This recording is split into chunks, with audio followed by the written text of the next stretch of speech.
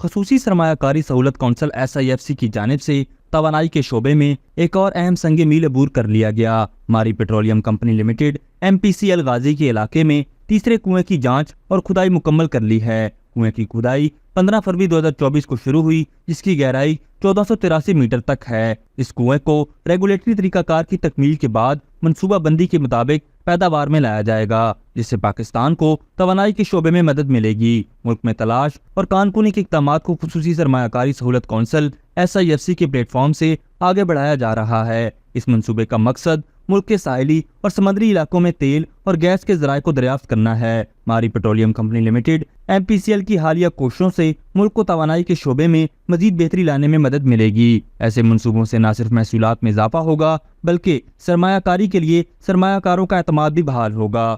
ابھی تک کے لیے صرف اتنا ہی۔ مزید دلچسپ اور تازہ ترین خبروں سے آگاہ رہنے کے لیے ہمارے چینل اسلام آباد انسائیڈر کو سبسکرائب کرنا مت بھولیے، اور اگر ہماری یہ ویڈیو آپ کو اچھی لگی ہے تو اسے لائک کر دیں اور اپنی قیمتی رائے کا اظہار نیچے دیے گئے کمنٹ سیکشن میں ضرور کریں۔